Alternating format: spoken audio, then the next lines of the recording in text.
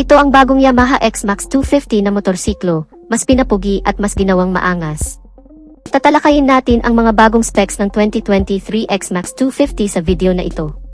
Ang Yamaha X-Max ay isang uri ng motorsiklo na inilunsad ng Yamaha sa merkado noong 2006.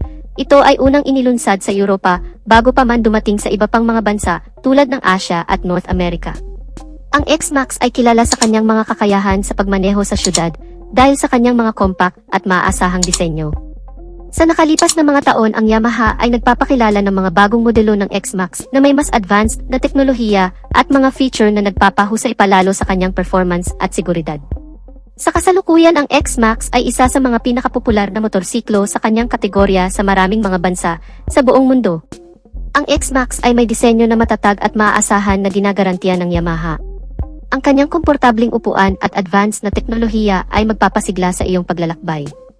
Ang X-Max ay madaling ilagay sa mga type na espasyo sa syudad dahil sa kanyang compact na disenyo at sa pamamagitan ng kanyang mga advanced na feature tulad ng anti-lock braking system na mas magiging ligtas ka sa daan. At nito ngang nakaraang mga buwan, inilunsad sa bansang Indonesia ang bagong bersyon nito. Sa pagkakataong ito, mayroon ng Yamaha Connect na teknolohiya ang motorsiklong ito. Ito ang teknolohiya na kung saan pwede mong ikonekta ang iyong smartphone sa iyong motor. Sa ganung paraan, maaari munang mamonitor ang mga impormasyon kagaya na lamang ng RPM, battery health, motorcycle errors. Meron din itong GPS na kung saan pinapakita sa offline ang mapa ng kinaroroonan ng motor, kung sakali man na nakawin ito, pati na din ang parking history, mga maintenance schedule at marami pang iba.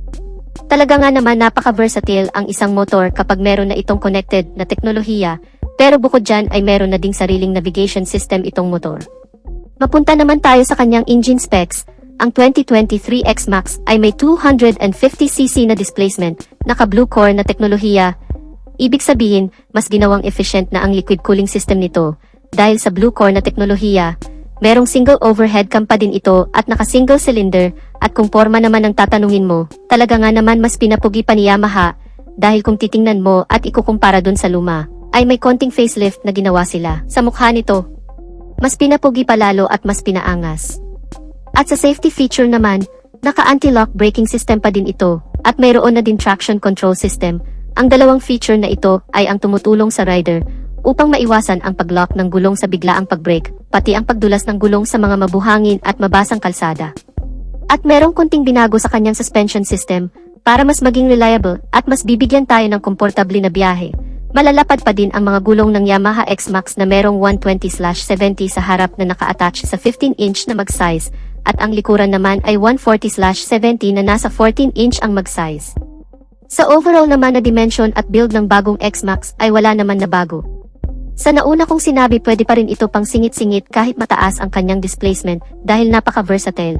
Higit sa lahat, may mga malalawak na storage na din pala ang Yamaha X-Max na kasya ang dalawang full-face helmet, depende sa sukat at sa disenyo. At hindi lang yan, meron din itong napaka-komportabling upuan na talagang magbibigay sa atin ng hayop na ergonomics. Sa pangkalahatan, ang X-Max ay isang napakahusay na motorsiklo para sa mga taong naghahanap ng isang compact at maaasahang pagpipilian para sa paglalakbay sa syudad. Heto nga pala sa screen ang isa pang video patungkol naman sa isang napakaganda din na motorsiklo. Kung hindi mo pa ito napanood, hito't pakiclick mo lang para panoorin. Maraming salamat!